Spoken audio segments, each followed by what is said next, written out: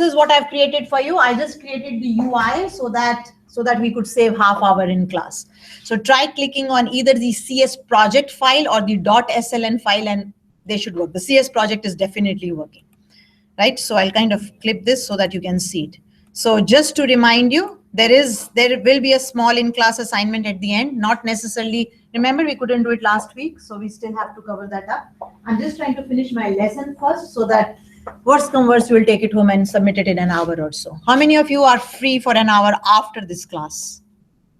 How many? Not many. Let's see so that I can see, so that I can have a, okay, how about if I give you 4 or 5 hours, will you be able to do something that only takes an hour? Okay, we'll do it that way. Let's hope, let's see how it goes. Okay, so what you're aware of all I've used here. These are labels. We did group boxes last time. I did group boxes with you last time, right? These are radio buttons all in the same group box. So any one of them will be on at any given time. We already did buttons, right? I just changed the shape of the button. That's all I did, made them a bigger.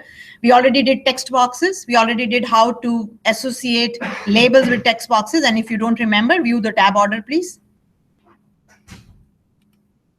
So select your form and say view tab order. And notice how I've set my tab order. So tab will move from 0 to 1 to 0 to 1. Where is 1? There is I only have an exit button. The 2 is basically output, so it really doesn't matter. I only have one input group box and I have one button. That's all is in my form. Here I set everything to tab stop as false if I'm not mistaken. If not, we'll do it.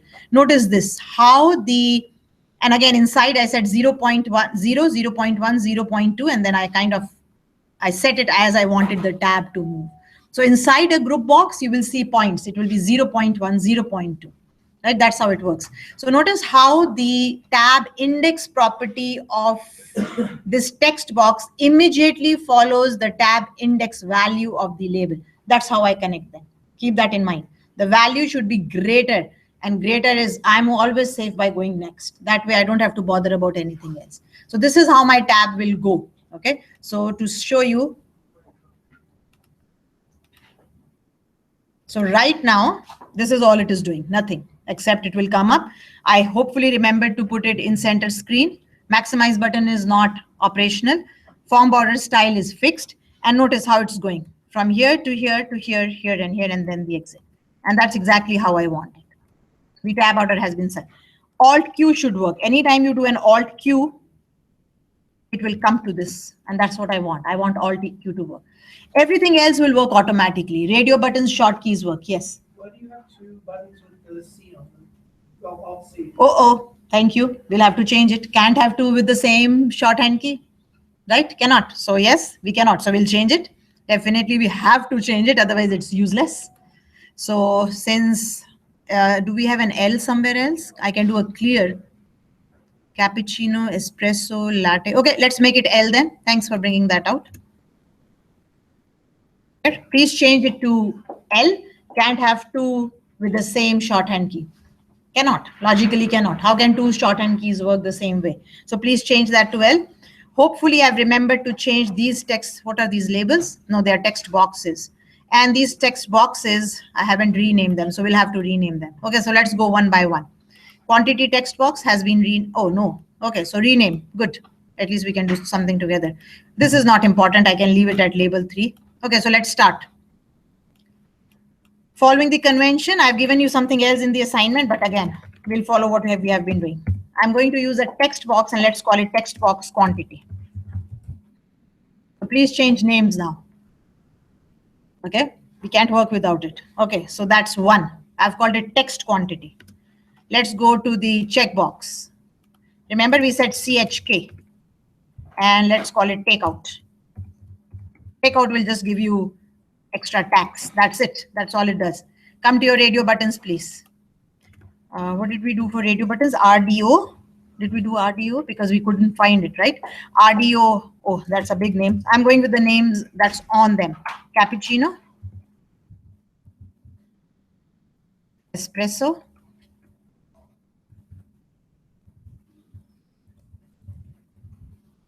Don't have to go there. It's just a habit. Latte will go again. RDO. Latte. Iced latte. RDO. You can If that's the property that is highlighted right now, then you don't have to go to the properties window and change it. You can just start typing. I mean, the property is already highlighted, that's why. Okay, there it is, right? So I've renamed all my radio buttons. Let's go to calculate selection now. Let's call it BTN or button. And what would you like to? That's a big name, calculate selection. But you know what? Good names are better than, here we can say clear. I've called them button calculate and button clear. Sorry, if you accidentally click. Double click. I know it makes something that's a Python file. Where's the other part that you have to get rid of? Designer.cs. Designer.cs. Okay, I've called them button calculate and button clear. Button calculate and button clear. Yeah, so here, so when you go to your design, the easy way, go to your design, click on it, clear it, and that's the line you have to do. Okay, and that way it's easy, otherwise you'll have to search for it. Okay, so I've called them button calculate and button clear. It doesn't matter what you want to call them, it's up to you. That's another text box, so we'll call it text, and this is item amount. I'm going to call it item amount. It's not a big name. Okay, let's call this item text subtotal. Exactly calling what it says on it. Text tax. Text total due. Oh, button exit. Oh, that's done. At least I did one job. Okay, so everything is named properly now. Right? My coffee, all radio buttons, I exactly call them what it says on their text. I said RDO for radio and then just Pascal case convention. These buttons, BTN calculate, BTN clear, check takeout, text quantity, text subtotal, text tax, and text total. You notice how these text boxes are grayed out, because if you remember what we did last week, I made their read-only property as true. You can only read from them. You cannot write into them. So I've started using text boxes for output instead of labels. Why? Because they look much neater. They already have a border and so on. So I don't have to bother to change their auto size, give them a border, and make them look like a text box. And another advantage is there's a clear method that you can use to clear the text box, whereas labels don't have such a method. You'll have to say text is equal to string.empty or something to it. Anything else that is missing? Another thing, let's see if I did that. The tab stop property, yep, notice I've done that too.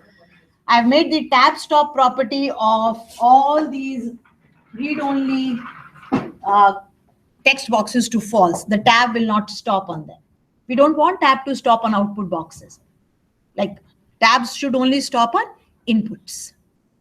Tab never stops on output controls. So I made all their tab stops property as false, right? So it looks neat now. Everything is named properly. Now this is what I want to do today. So I'm kind of trying to see if I can do more than one jobs today. I've kind of switched. I'm doing control structures first, just because the book had it, and then I'll do validation, right? Input validation. This is what I want to do. You go into a coffee shop, you want to buy, so you select one of these coffees, whatever it is, and then you say, how many of those do I want? And you say calculate selection. It will calculate the item amount here for that particular coffee, and it will also keep adding to your subtotal. The takeout, if you check it, and you can't kind of say, though you could do it, it's more work. But once you say whether it's a takeout or not a takeout, you can't say, oh, this coffee I'm going to drink here, this I'm going to take out. So either your order is takeout or it is not takeout. If it is takeout, tax is added. And if it is not takeout, tax is not added. Okay, that's how it works. So if you click it, you are saying it is a takeout and a tax value will appear here. Then you say, oh, I need another espresso. So you're buying more than one coffees in different quantities, and the item amount for that particular quantity and that particular coffee will appear here, and your order will keep on totaling in this amount here. That's how it is working. Okay, that's how it is working. Now, if you want, notice how this group box is smaller. If you don't like the idea, you'll say, kind of looks untidy, and you sure you can do this. Nobody stops you. I just thought it was too much empty space. That was my thinking, but I mean, it's not necessarily your thinking. So if you want, you can do this, and maybe we can increase this size a little. Though we won't need that big an amount for coffees, like you're not going to run into thousands of dollars for buying coffee, so the small box was enough. But if this looks much neater to you, sure, it does look more symmetrical, right? So this is what we want to do today. The user selects a coffee, the user puts in a value for quantity, take out a yes or no. Once you select it, then it's done. Then you can change it. Okay, I'll gray it out. I'll make it disabled. And then you say calculate selection. It will give you the item amount in the upper one, and it will keep adding your order total to the bottom. Right? So you want another coffee, you say clear, and you clear, and you can give your another coffee. So as long as it is basically you're ordering, your totals will keep coming. So the upper one, the item amount is for the current item you're ordering, and the subtotal one is all that you've ordered till date, right? Whatever you've ordered. So you can order more than one coffees in any quantities. Now, today we'll start doing a little bit of validation because it's very important. We have ignored it for the hello world because there was no validation to be done. We were just printing a message. We also ignored it last week just because it was our first real example. And I said, let's concentrate on just doing what we were doing, where we were doing more controls. But definitely your quantity value must be provided, right? Or maybe you will say, I'll give it a value of 0. That's fine too, but kind of silly. So that text box should not be left empty, and the value should be greater than 0, right? Depending upon which coffee is chosen, if, with else's, of course, or a switch statement, you will know what is the unit price of this, and you will multiply by quantity to give your item amount, right? So we need ifs today. If I'm able to finish it, then my next job will be, what if the user does not input a number in quantity? Like we are saying it should not be empty and the value should be greater than 0. Good. But what if the user enters Anju? Right? Now that's definitely not acceptable. Quantity should be an integer. So we'll learn how to do that either at today, or we will add to it next week when we come back. So see that you have this project going. Okay. Oh, I'm not sure. Will it? It is linked to to Git also. So let me put it just in case as I go on, you can pick it up. So just remember, it's called Coffee Sales Wednesday or something. Teaching 2 sections is kind of, and just because you're going at different speeds. Okay, so the GUI is ready. We've kind of completed the GUI. So you can put a commit message here. Completed user interface. Oops, spelling is wrong. And commit all. And say yes. And then sync. And then say publish to GitHub. Publish. There it is. Everything is on GitHub now for what we did. Everything is there. Okay, so you can pick it up from GitHub as and when you require. Just remind me to put it on GitHub as I go on, which I tend to forget. Okay, so let's start now, right? So as I said, so that's the aim. That's what we want to do. And whatever I can do today, good. Whatever I want to add afterwards, I'll just do it afterwards. Okay, so there are a few things we need to do. Maybe when the form loads, we want to do something or whatever, which can go in the load procedure. Now, let me introduce you to variables today because we'll need it. As soon as you start doing some calculations, we need it. So let me introduce you to variables, and let me also introduce you to constants today. What is their naming convention and what is their default value? Also, what is class scope and what is local scope, right? Variables that you declare on the class level will be class scope, and whatever you do at the local level will be local. Okay, so let's double click on the form. So I'm going to write my load first. So since we don't need it, I'll just kind of give you more here. Before I forget, and before you forget to, please see that at the head, you write your name. Always, without saying. The date that you did it, not very important, but I keep it because I need to. and then the purpose. As I said, the purpose of this application allows the user to select coffee flavors, coffee types, I don't know what is it called. And then the amount due is displayed. And of course, the user to select multiple coffee types in various. So we are doing that.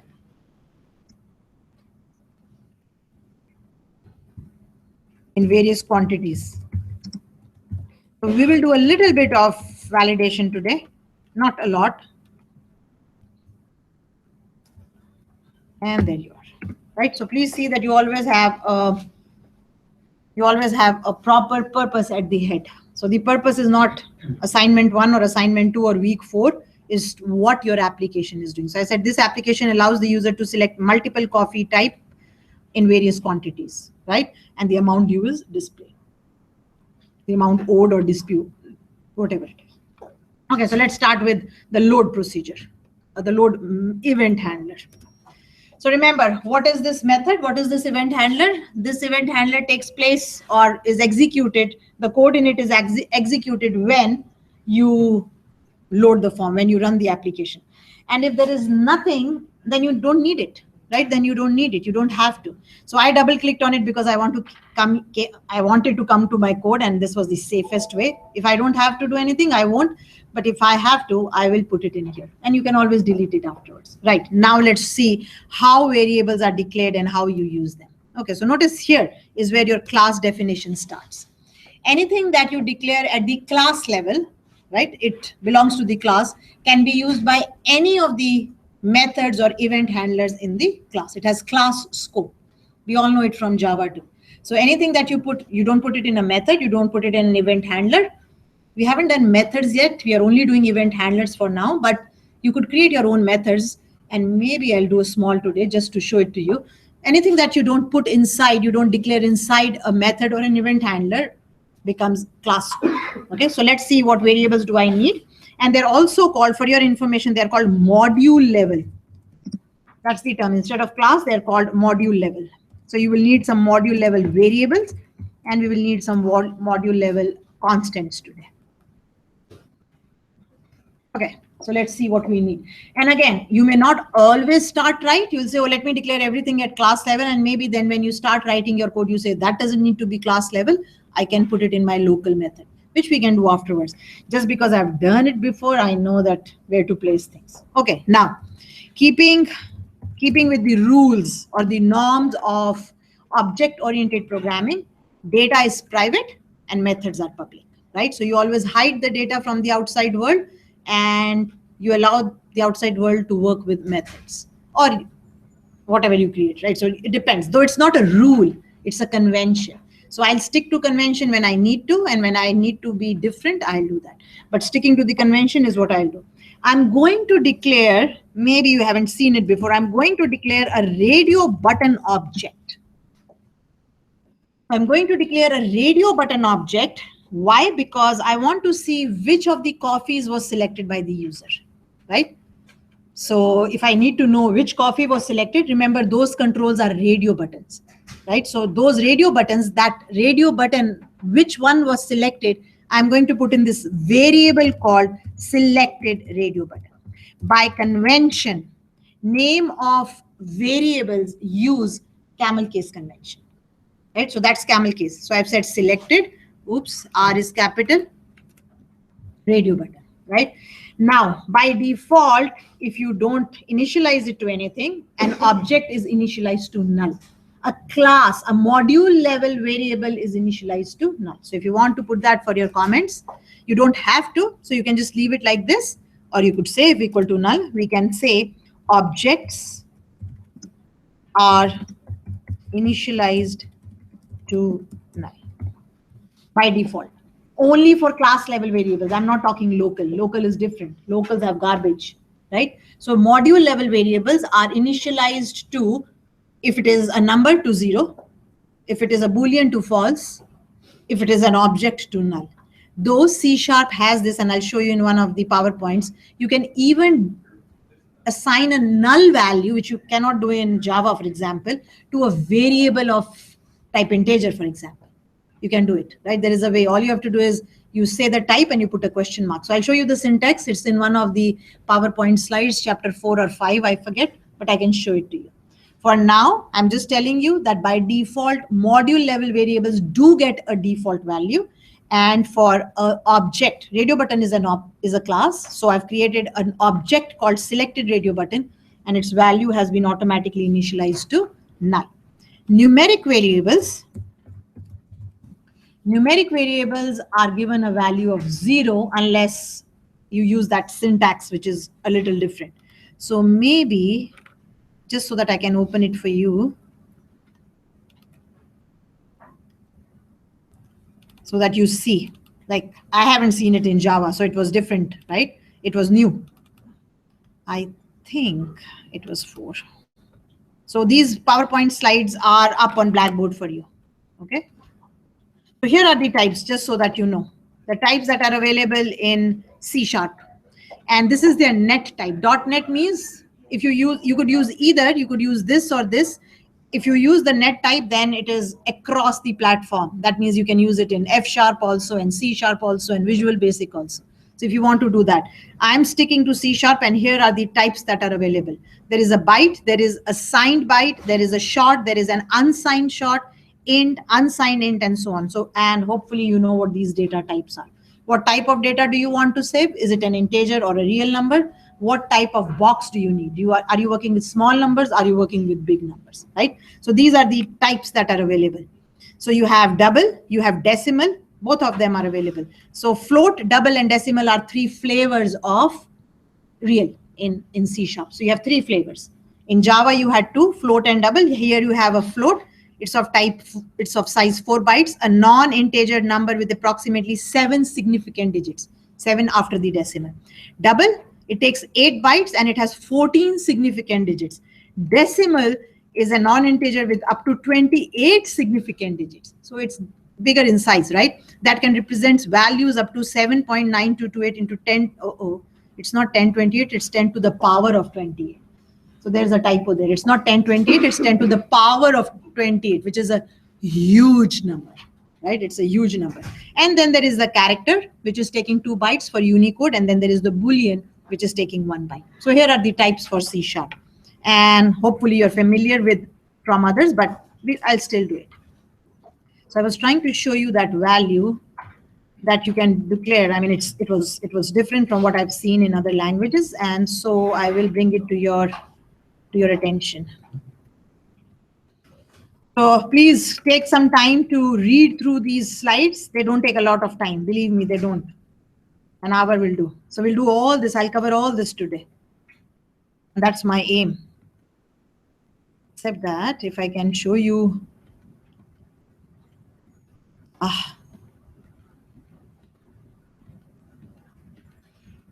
Okay, so it's in 5 then. That's okay. I'll find it out during the break and show it to you. How to declare a variable of type of that can be assigned null. Okay, so I'm taking some private variables just because I know I'll need them. I've used the biggest type, decimal. Is that always a good idea? No, but with amounts, anything that is monetary, we always want to be precise. So we use the one that gives us the greatest precision, which was decimal. But if not, you can use float. If they're small quantities and it's okay to use them, you can use a double, which is also the default when you assign a value, and you can use decimal. I'm just sticking to decimal because I know that I'm working with money, right? And monetary values always need to be precise. And since the decimal type gives me the greatest precision, I've gone with it. Nothing stops you from using a float or a double. Okay, so I need a subtotal. So I'll use again camel case convention, right? I'm going to use this camel case convention. You don't have to initialize it to 0, but if you had to, this is all you will do. This is all you will do. That's how you initialize a variable, right where you declare it. You don't have to, because by default, objects are initialized to null and numbers to to 0. So you don't have to. So this is just to show you that you will need it. So we need a subtotal, definitely. I remember we need a subtotal. And I'm not totaling. Oh, there was a total after the tax. Oh, total, what do we call it? Just total will do. Total amount, let's call it. And again, you don't have to give it equal to 0. So there is a subtotal. If you want to call it subtotal amount, it's up to you. The more descriptive the names are, the better it is. So there is a subtotal. Notice why am I doing it? I will need something for here. Here, that's my subtotal, and I'll need something for the total due. So I've thought we will say, what about this item amount and tax? These are more to do with local. I just have to calculate it and then add it to the subtotal. So I won't need them on the class level. So because I know, that's why I'm not doing it here. So those are my private variables. So equal to 0 is basically redundant there, just to show you. I just wrote it there to show you. If you wanted to count your number of customers, you could do that too. You could say, oh, I want to count the number of customers. I would then declare an int variable. You don't use decimal for counting. Just I'm showing you different types. Okay. So if I wanted to count the number of customers, customer count, maybe let's call it there. That's how you declare a variable, like any other language. So you mention the scope, whether it's private or public. You name your variable. Please follow camel case convention in naming variables. And if you want to assign an initial value, maybe not 0, you wanted to initialize it to -1 or whatever it is, do it whatever you want. But if you don't, then they default to 0. So class variables or module level variables do have an initial default value. They do have it, right? Okay. What about some constants? Because the prices of my coffees are constants, right? They don't change while I run my program. And again, I would like you to make a habit of using named constants in your code. I don't want to see any magic numbers. 0.13 for tax, call it tax amount or something and use it. So always use constants, named constants for code. I don't want to see any magic numbers. Magic numbers because I don't know what they mean. That's why they're called magic numbers. Okay, so let's define some module level constants. And same concept, you can keep them private or public. If you have to use it in more than one forms in the same project, we'll leave them as public. If you want to only use them in this particular class, we can make them private, right? So if I want to just leave them public, which I think is the default value, I'll say, so you start with the reserved word const to mean it's a constant. Then you say its type. And again, I'm just using decimal because I'm dealing with monetary values. You could go float also.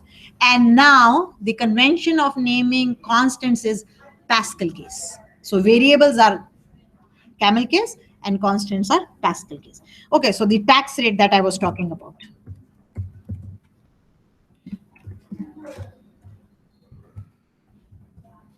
I want to give it a value. Oh, now why do I see a red squiggly here? Because the 0.13 by default is assumed to be a double, right? So if you want it to be a decimal, you will put an M and you'll be okay. So if you don't put M with it, 0.13 by default is a double value. If it was a float, I would put an F. If I need decimal, I will put an M. Double, I don't have to put anything. So you were trying to put a double value, a double constant into a decimal, a double value into a decimal constant. I didn't like it. So see, this is the error it was saying. Okay, so bring your mouse and here it says, it represents a double precision floating point number. Literal of type double cannot be implicitly converted to decimal.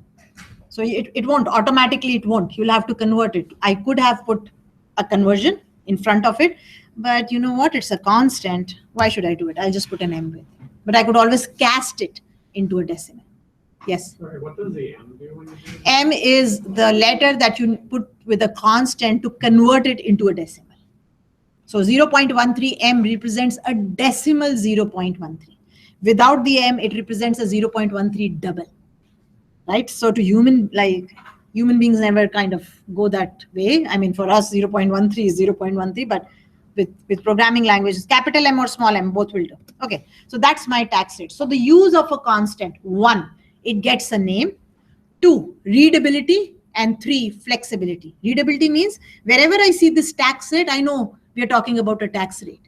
Flexibility, government changes the 0.13, 30 from 13% it goes to 15%. I only make a change at one place. I don't have to look in my code, where are you, and change it everywhere. So readability, because tax rate makes more sense than 0.13. Flexibility, because I only have to change it at one place and it takes care of everything. And definitely no magic numbers in code. There's nothing to guess here. Give good proper names. Don't call it ABC. I've called it tax rate. I mean, a common man, a common programmer. It makes sense to the common programmer that I'm talking about the tax rate. Okay. And since it is a constant, you will have to give it an initial value. You will have to give it an initial value. Okay, let's take some more constants. Right. So take another constant. They're all of type decimal. You don't have to do them in different lines at all. So we have 1, 2, 3, 4, 5. I think we had 5 prices. So I'm going to call it cappuccino price, just because it's easy to remember. And the cappuccino coffee is $2. If you want, we can kind of just put it in the same line, doesn't matter. The next was espresso. I'll call it espresso price. M is to change a double constant to a decimal constant. So if you're trying to assign a double value to a decimal constant, it will try. So you either cast it or put an M with it. Casting is just more cumbersome. Constant, putting M is easier. But both are correct. There's nothing wrong in either. Right? Okay, the third constant. I'm going to take another for latte. I'm calling it latte price. And that's $1.75. And lastly, both iced ones have the same price. So I'm calling it iced price. And that's $2.50. Oh, forgot the type. So there was no harm in using a float variable, at least in this application, because I'm not dealing with monetary in the banks. You know, it's just coffee. You know what I mean? Like, it's just coffee. But wherever monetary values are used, whether it be in SQL, whether it be in Java, whether it be in C#, doesn't matter. Whenever you use monetary values in an application, you try to make it a point to use the type with the maximum precision. Because at the end of the day, the coffee shop may be just giving away maybe 1 cent each to its customer, and at the end of the day, it has lost $100. You know what I mean? So always precision. Go to 16 bytes, it's the biggest one, you're wasting space. But if precision is what you need and it is important, that's what you do. Okay, so my constants are ready. Again, why I declared them as constants? Same reason: readability, flexibility. And I could have used 2, 2.25, 1.75, 2.50 in my code. It wouldn't have made sense to the common programmer. We make a price for ice. The iced is the same. Both iced are named same. So I just called it iced. You could if you wanted. I just said that's enough. Okay. So those are my constants. Okay. We are ready with the constants now. Now, so this is how you declare variables and constants in C# at the module level. Okay. So you now know. You know it from Java too, but I still have to just cover it up. So I've covered it. Okay. I did create my variables to be private. I didn't bother to make these as private because they are just constants. Even if they are shared, nobody can change them. No code can change it. You can change these codes. These are constant. So I didn't bother to make them private. If you wanted, all you have to do is put the word private. So I've shown you both scopes, private and public. Okay, so that's done. So now you know how variables are declared, and chapter 4 will kind of help you with it, right? So if you kind of look in the beginning, if you look at the heading of this chapter, it does say how to work with numeric and string data. And that's what we are trying to do today. So if you kind of walk through it, give it a go, just an hour, it will take an hour to read. And this is all for you. I'm just giving you slides that I got from the publisher so that you have the advantage. If you don't have the book, you have the advantage of doing it, right? And we will do 5 today also. So I read them once and I didn't notice that 1028, my mistake. I can change it. I'll change it. It's not 1028, it's 10 to the power of 28. That's what it is. And I'll change it and put it back on Blackboard. So I'm just giving you the slides for your good. If you haven't bought the book, give them a read. Okay. And I don't give them a read because I don't have that much time in class. So I'm sure it was in 4. I'll come back and search for it. So I'll do everything in 4 and 5 today in class. Okay. Okay. So let's go ahead and finish and do what we want to do. So let's go to the design. Okay. So how should calculate selection work? Those are my main buttons: calculate selection and clear. Okay. And then of course exit, which is a simple one. We can kind of ignore it for now. So my main button is calculate selection. Okay. So what should calculate selection do? It should check the value in quantity, see which coffee was selected, multiply the quantity by the price, see if takeout is off or on or whatever, but takeout is more concerned with tax, multiply the quantity by the price and show it in item amount. That's what is the purpose of the calculate button. Okay, so double click on your calculate. Okay, so what does it do? It calculates the item amount or the amount for a coffee selected, for a selected coffee. That's what it does. And it will of course keep adding to the subtotal also and so on. And accumulates the subtotal too. Bless you. Since a customer can order more than one coffees, keep in mind.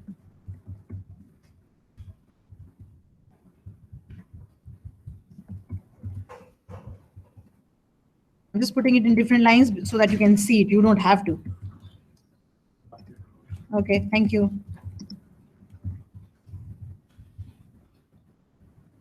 Where did I do? Oh, there. So a small comment in every event handler will be good. It will be good to see. So if I need something in my load, I'll do it. If I don't, I'll just kind of ignore it. Okay, so let's see what we have to do. Now, if I need any local variables, I'll declare them here. Right? So these are my local variables.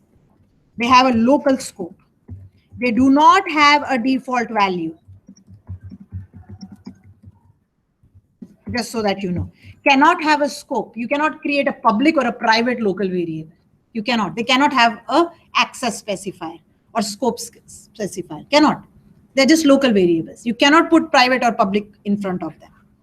Right? So they only belong to this event handler called button calculate underscore click. You can only use it from here till the end of the brackets. That's where you can use them. Okay, so I'm going to take an integer variable, and this integer variable I'm going to call quantity. And think of a better name. I'm not initializing it to anything because I'll have to read it from the user. Okay, so local variables do not have a default value and do not have a scope, do not have an access specifier. The scope of this local variable is local to this method, local to this event handler. And I will need another decimal variable, not one, maybe many. Price for that constant. Okay, a tax if it is a takeout, item amount, same convention.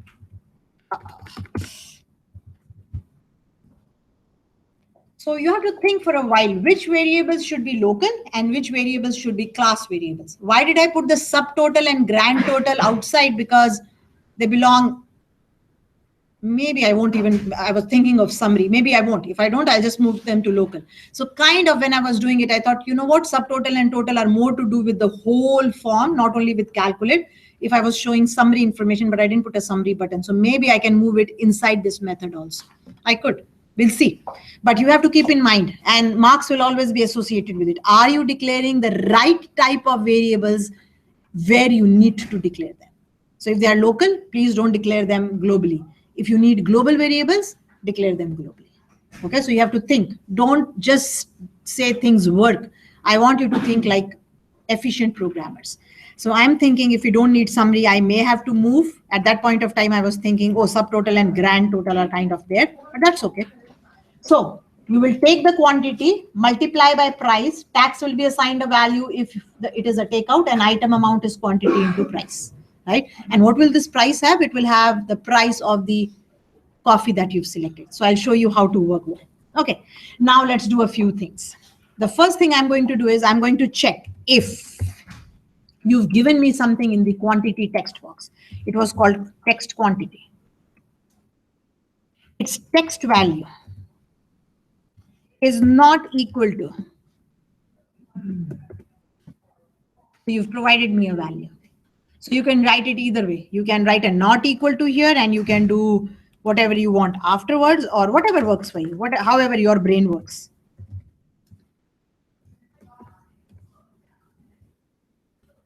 I'll kind of write my if else's together so that I don't lose them. Okay, and it's always a good idea. It's always a good idea to comment it if quantity is provided.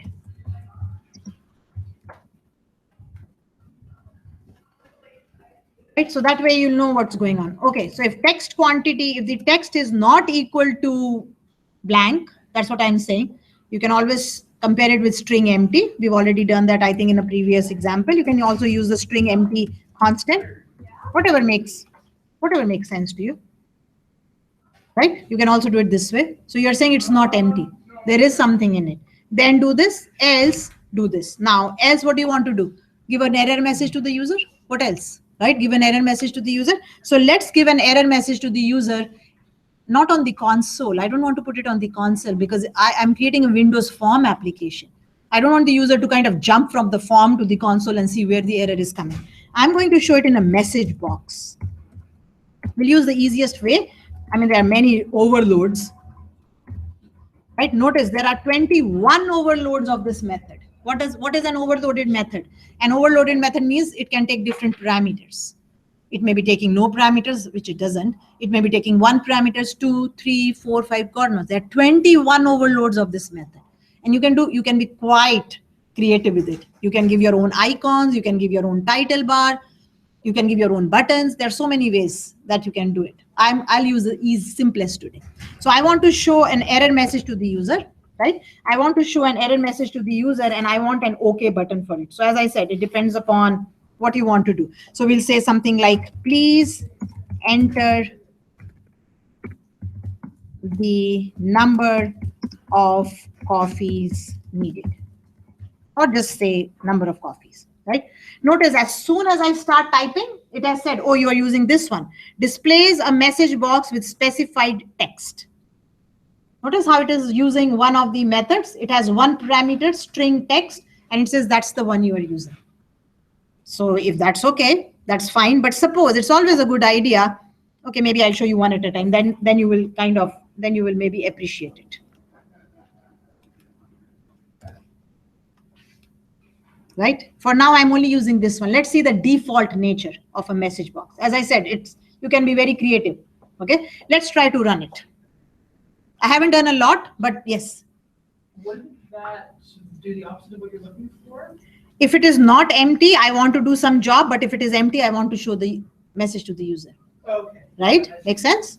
Okay. Let's run it. And I want to show you how this message box appears. So I'm not giving anything in the quantity, and I'm going calculate selection. This is how the message box appears. That's what it does. Okay. Now look at a few things I could improve.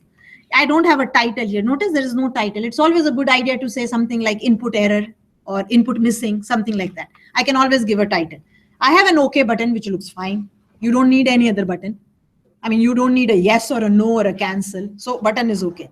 You could put an icon if you like. You could put something like, they have symbols. You can put an error icon. You can put a information icon and so on. And that's how they are different. So this is in its simplest form. All you're doing is you're putting a text error message on the screen. Okay. If you want to make it better, an OK will work. If you want to make it better, so let's go one step at a time. I'm going to put a comma, and notice it says, oh, do you want another one? Do you want another text to it? And I'll say yes. I'm going to give a title. I'll say something like input missing. Let's see how this works now. So what does this input missing do? So I've given 2 parameters now, right? I've given 2 parameters now. As I said, you could give more than one. I've just given 2 parameters. Okay, let's see what happens now. And how is it different? Notice that's how it is different. The title has come here. I would like you to always create good error messages. So now it doesn't look too bad. I have a title, I have a message, and I have an OK button, right? If you wanted to change buttons, sure, but I think OK is OK. Now you'll say, what if I want to show an icon? Like I want to show some kind of an icon. Now with that, you will have to follow You'll have, so notice this is, it's saying that you told me what text you want to print, and you can ignore the owner. If you don't say the owner, it will automatically come in your Windows form. We can do that too when time comes. And you've given a caption.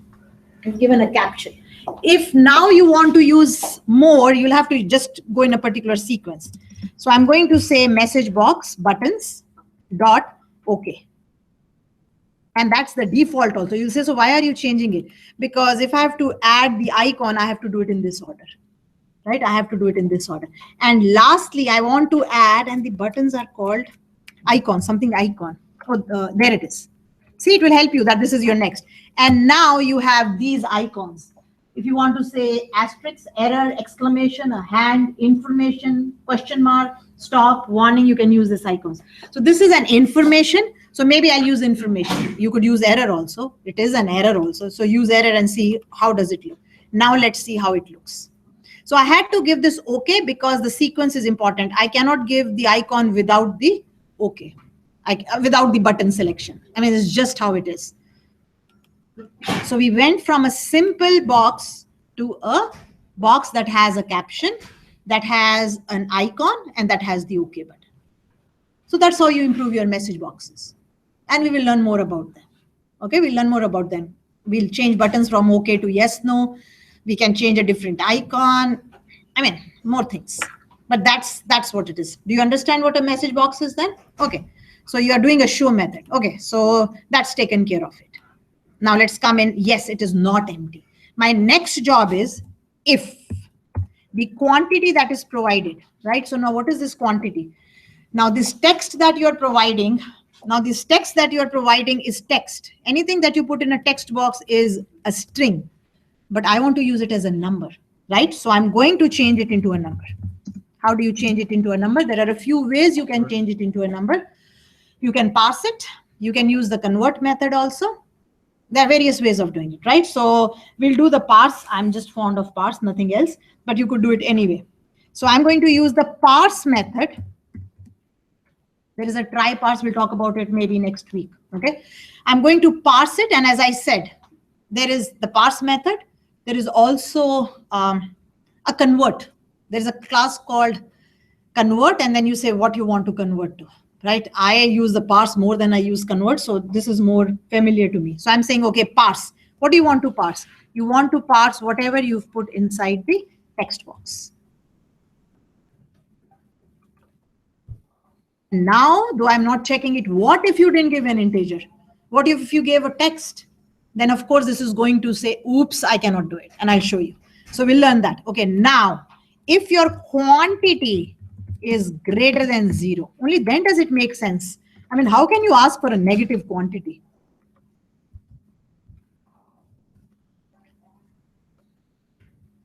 I'm doing it stepwise so that you can see it stepwise. And I'm not going to do these if-else's separately. I'm doing them. I'm doing them right away. I won't explain them anymore, okay? Else, again, you want to do what? You want to show a message box. Of course, with a different message. And you will say, please enter a positive number or a value greater than 0. Normal, please, for the common man. This is not for a programmer. Don't use your greater than symbols and everything. This message is going to a common user. So please enter a value greater than 0 for the quantity. Quantity of coffees needed. Is that error message good enough? Makes sense to the user. You can now, instead of saying input missing, you can say input error. It's not missing, it's an error. So change your title. Give a proper good message. Please enter a value greater than 0 for the quantity of coffees needed. Make sense? Yes, if it is okay, we'll do the math. Else we'll do this. Now, let me show you a few more things, right? Okay, let me show it to you so that maybe then you will appreciate it. Okay, so now if okay, let me show you if I don't put an integer, what happens? That's really silly, but this is what is going to happen, which we haven't taken care of yet. I'm going to get a runtime error. How can it convert AA into an integer? So this will be our next step. How to take care of that will be our next step. Okay. but I want to show you this quantity thing, this message. So does it make sense? I'm assuming you are giving me an integer, which is of course not the right connection. Okay, so let me try to give a -12, a negative value. See what happens. It says, please enter a value greater than 10 for the quantity of coffees needed. Make sense? Yes. Okay. Now, when I do an okay, it would be a good idea to kind of bring the focus back here and say, oh, here is where you made the mistake, so that the user can enter again. It will be more user friendly. And you know what? It takes nothing. It only takes this. So where you've put this message, come there and now do this. For your quantity text box, these are small things, but very important. Select all. Select all means it will select the whole folder or the whole value and bring the focus back to it. And see the difference now. And see if you can appreciate it. So I've added 2 more methods. I've said select all, it will select everything. That's what it means. And focus will be back. And see the difference now. Make a mistake again, give a minus whatever, as long as it is less than 0. Do an okay and see what happens. Automatically, your focus is back. And now if the user says, oops, sorry, he can just enter a new value. More user friendly. The focus went back and it's selected. You don't have to delete it yourself using the backspace key or anything. The user doesn't have to go back to the box. It automatically went back because I did a focus. So I've used the focus method and I did a select all. So it's already selected. So when you start typing, it will replace the previous value. Make sense? You see why I'm doing small things like this? Because it's giving me a good user experience. And I want you to do it in all your assignments and your exams. And it will always carry marks. Because that's the only way I can make you work. Right? Okay, so that works. Okay, now, so is that clear? Right? Why didn't I make a focus and here, I mean, there was nothing to select, but maybe you know what? You can focus back at least to the quantity text box. There was nothing to select, but it is a good idea that you did not enter and you focus back here. Now, when you do an OK on this, it will automatically, your cursor will come back to the quantity box. The user doesn't have to use his or her mouse or the keyboard access key to come back. Why is select all not needed? There is nothing to select. It was an empty box. You'll say, what if I write? Silly, you don't know what you're doing there, right? So why should I do a select all here? Because I don't need to. I just have to go back. So do a focus. Okay, now let's come to the math. If the quantity is greater than 0, now what is my item amount? Now I have to see which radio button was checked. That's what I have to see now.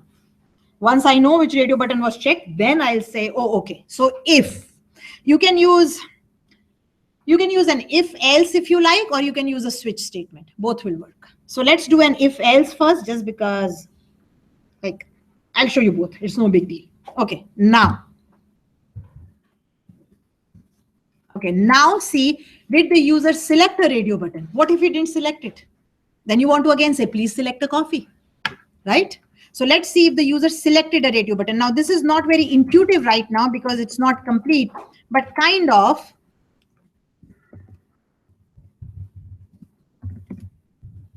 Okay, since we've already declared that variable selected radio button, I'm going to use it. So I'm going to say if your selected radio button is not equal to null. Does that make sense? That it has a value. So you have selected a particular, you've selected a coffee. You will say, how do I manipulate this selected radio button? How do I give it a value? Who gives it a value? We will do that. So that's what is missing, but intuitively the statement should make sense. So it is saying, if you have selected something, if a coffee is selected, do my calculations, else again, what will you do? Give a message box. I'll cheat from somewhere else. It just saves me time, nothing else.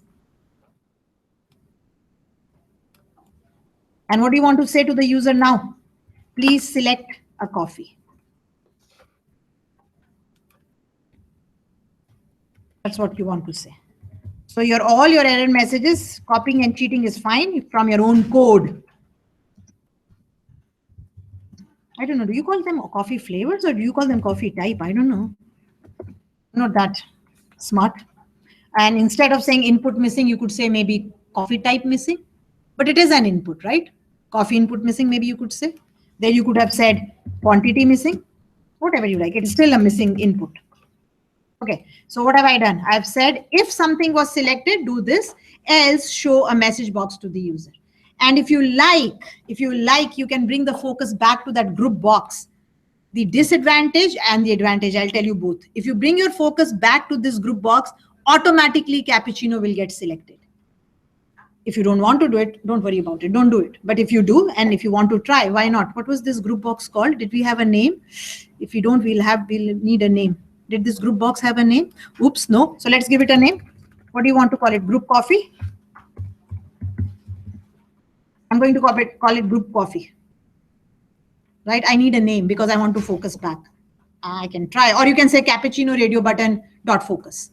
So the disadvantage is that it will get selected. You'll say, so you're making a decision on behalf of the customer. Maybe he didn't want a cappuccino. Maybe he wanted a latte. Or just leave it alone. Bringing focus back will say, this is, at least choose something. So it depends on you. Not necessary, but it could be done. Depends upon the application. So if you don't want to do anything, we'll leave it alone. Okay, so now let's try it again.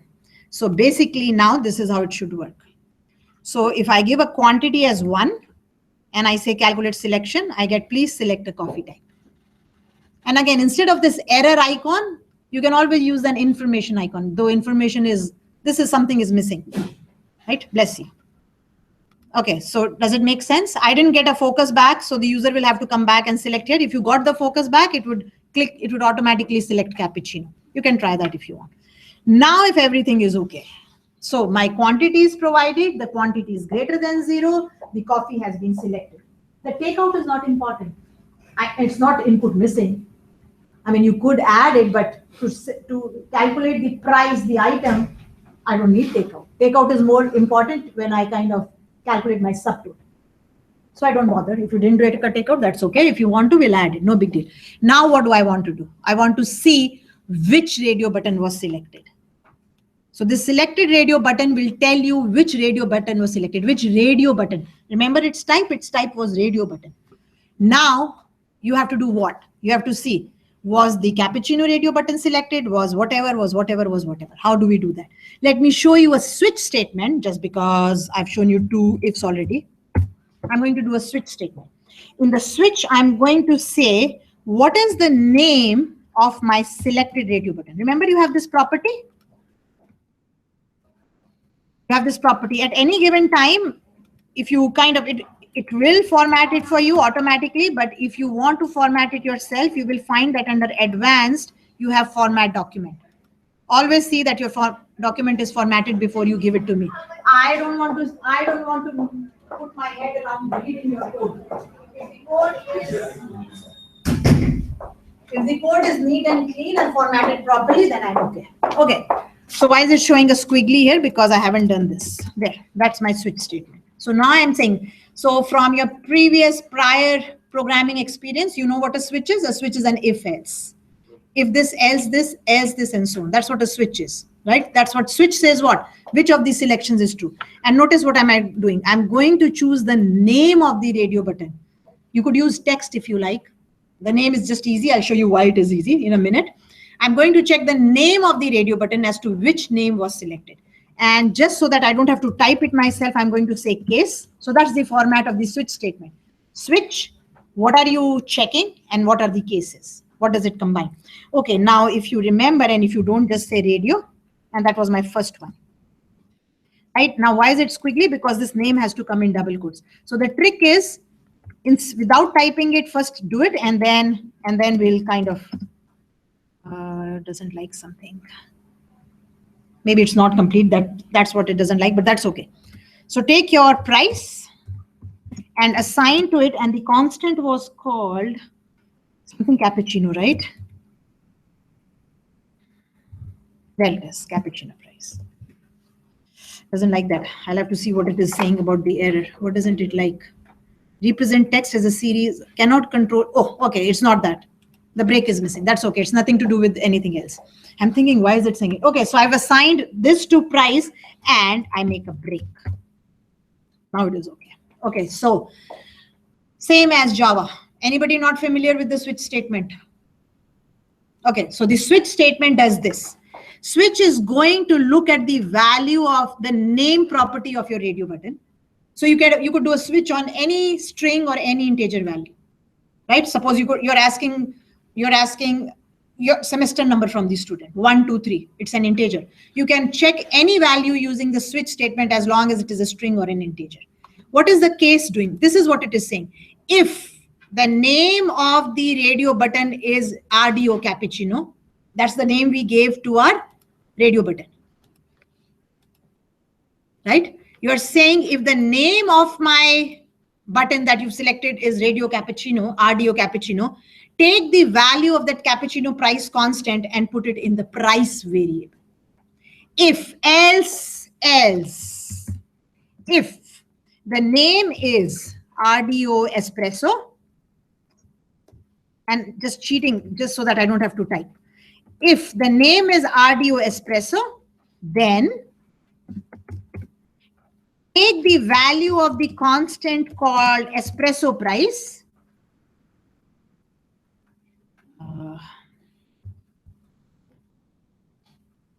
Wasn't it called espresso price? I'm sure that's the constant we called it. Espresso. Okay, so that's my mistake. It went espresso there. If nothing is wrong, I just want to use whatever is called. Okay, so use the value of the espresso price. Oh, come on, help me. There it is. And assign it to the price variable. And break. Now, what is this break? Why is it important to have a break? If you don't put a break, then if suppose radio cappuccino was on, it will take the value of cappuccino price and assign it to price. Then it will fall through the rest of the cases. It will do all the rest that follows it. That's its nature of switch. That's what it will do.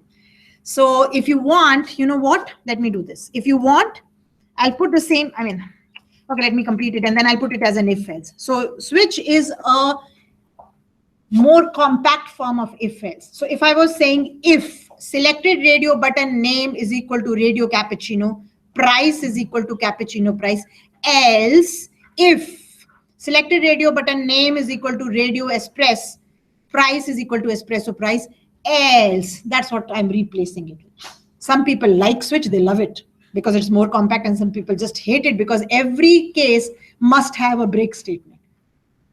In most cases you will, but if you wanted, you could do without this.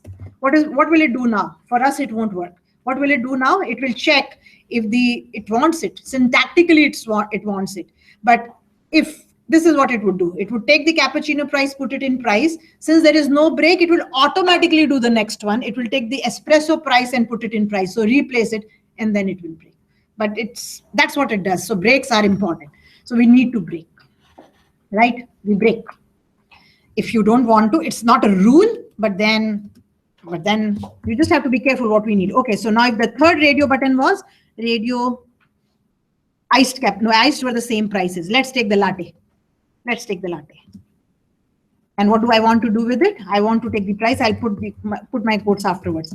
Take my latte price. Okay, so wasn't it called latte now? There it is. And break.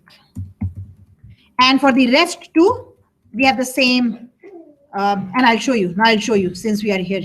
Good. I could show you without the break also. You know what? Just so that I can show you without break. Take your case. There were two radio buttons that were iced. What were they? RDO iced cappuccino. Put a colon. Put the case again. Iced latte. And in both cases, I want to do the same thing and now say price is equal to, this is the fall through nature. What was it called? Iced price, I think. There it is. And then break. Okay, now see. What have I done? I've shown you both ways. A fall through and without a fall through. So if you want to do the same job in more than one cases, just put them together and then put your what you want to do and then put your break. So notice this, notice the fall through nature of the case statement, which is outlined in blue. So if iced cappuccino is selected by the user, it comes to that case. It says, oh, there is nothing in front of it and there is no break. I don't have to break. So it falls through. So when it comes down, this is what it will do. It will assign iced price to price and now it will break. Now it will break. you see, that's the fall through nature. So you're basically saying if the button selected is either iced cappuccino or it is iced latte, we have the same price for the iced coffees. So that was the purpose of giving the same price. Make sense? Switches are making sense to everybody now, right? I can replace it with if else if you like. And it is always a good idea to have a default case. What if none of this happens? Though for our case, it will not be true, because if you have not selected something, I'm saying that please enter a coffee type, right?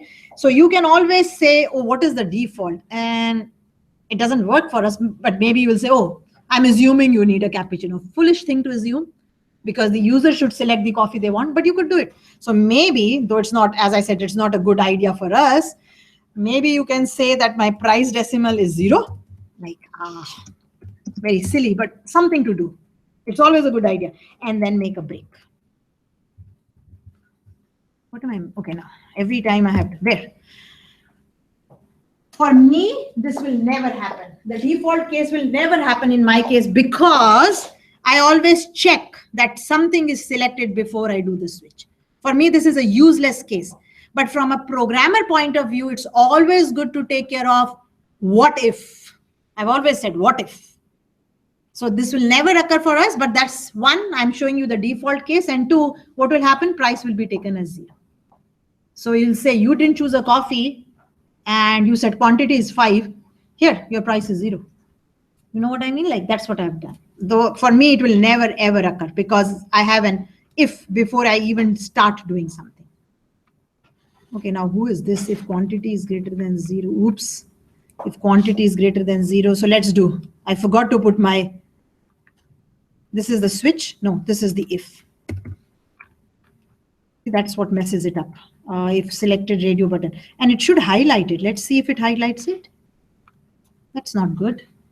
If it highlights it, that I'm sure that what is happening. Okay, so that's the switch. So that's the end of the switch.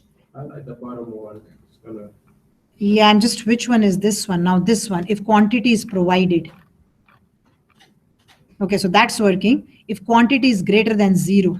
Hover over it, tells you. Hover over the bracket? Yeah. Okay. If you select the one at the top, it's not. Okay, there it is. Makes sense. Yeah, that's a good idea. I thought it should help me somehow, right?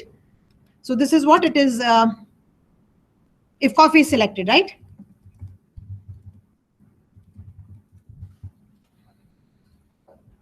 In Eclipse, it just highlights automatically. Okay, so we are okay? Is that making sense now? So it's calculating the price. That's all it is doing. I still haven't calculated item amount and everything. I haven't, right? I'm going to give you a break in a second just to, so I've calculated the price. Now all I have to do is item amount is equal to price into quantity, right? And then my subtotal adds it. And then I check if your tax was on. We'll take a break. Okay, it's 9:20 according to my watch here. And we'll take a 20-minute break. Please be back in 20 minutes. And then we'll continue and finish this. Okay. If I can do this and